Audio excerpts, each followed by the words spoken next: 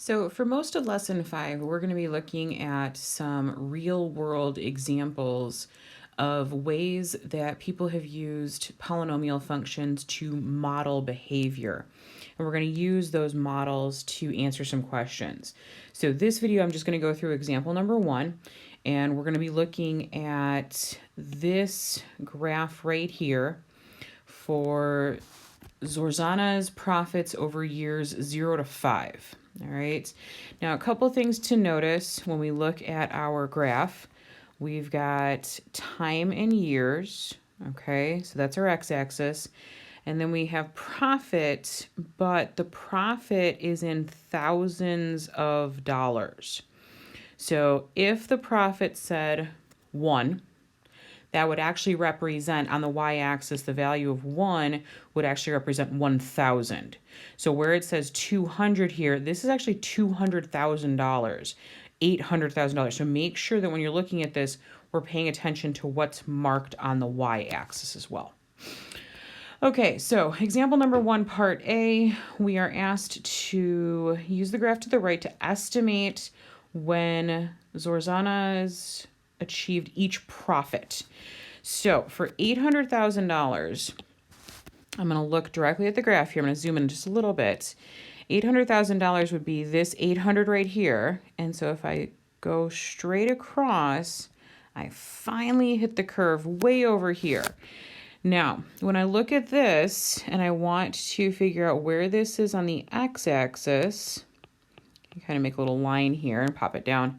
So this is the value that I'm looking for on the x-axis down here. And so what I want to do is make sure that I'm reading the x-axis correctly.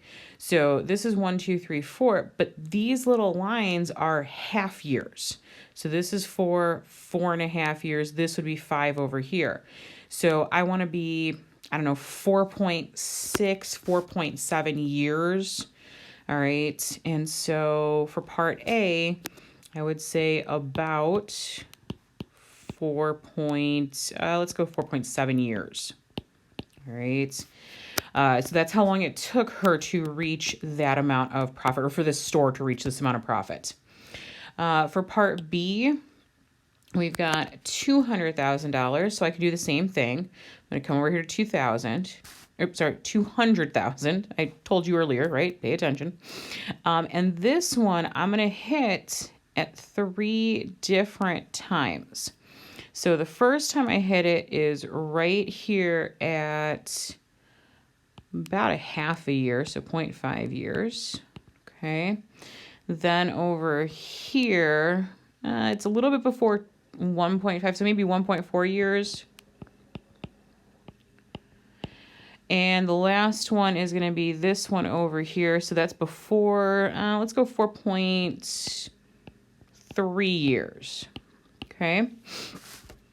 Now, if this was an assignment or a test question, you need to make sure that you're close, but obviously because this graph, it does not specifically list those values very easily for us to see on the x-axis, we're basically just going to have to kind of figure it out.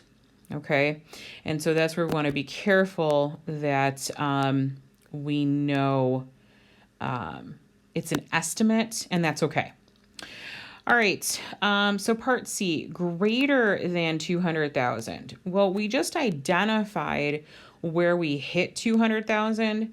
So if we're greater than 200,000, it's basically anything that's above that. So basically I would be between the 0.5 years and 1.4 years.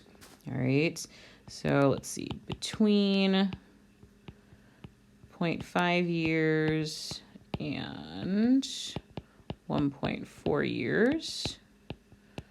Hold on, let me, I think I just tried to put 2 different E's in years. All right, slightly better. All right, years and 4.3 years after that, I guess. So after 4.3 years, because based on our model here, right, this profit just keeps going up and up and up, which would be amazing if your company could always do that. Part D, when is the company losing money? Well, for the company to lose money, it couldn't be making any profit. So anything above 0 would be considered good, right? This is profit. It's these parts down here that are maybe not so great for the company. So if we zoom in, we also want to pay attention to this part of the graph doesn't really make sense to talk about profit for the company or lack of profit for the company. 0 would be literally when the company opened. All right. So anything before that, it's nice, but this in the context doesn't make any sense.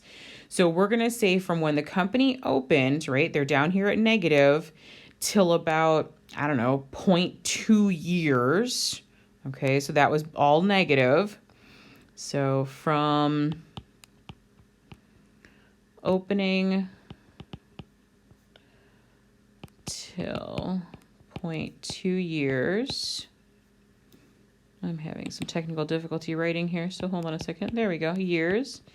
And then we've got this big bubble down here where they were, again, below the x-axis, means negative y values. Definitely losing some money there. So about 1.7 years till maybe 4.2 years. Okay.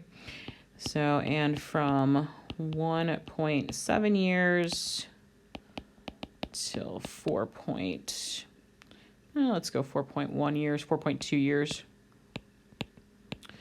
Okay. For part E, when is the company making profit?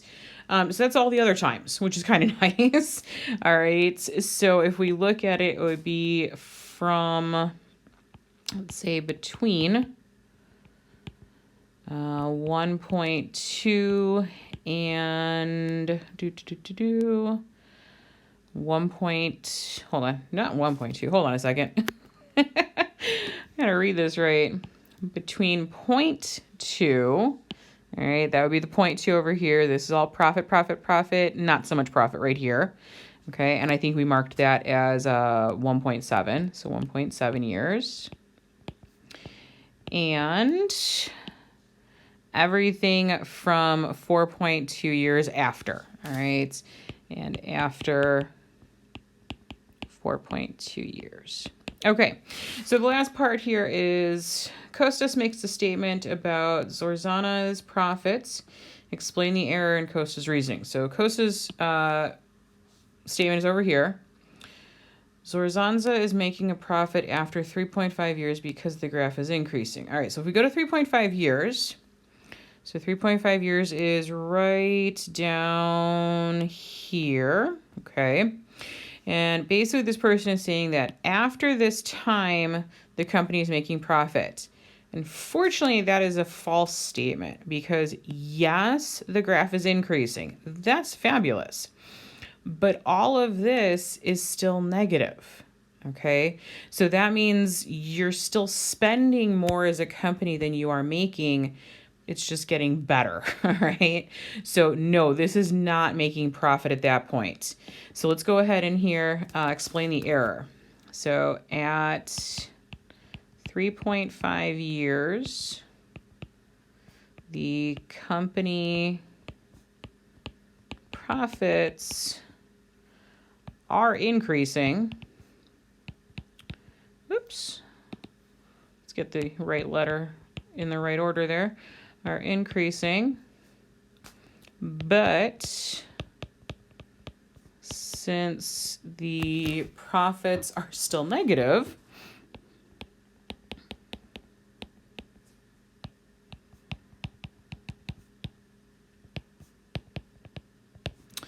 the company is not actually making any money.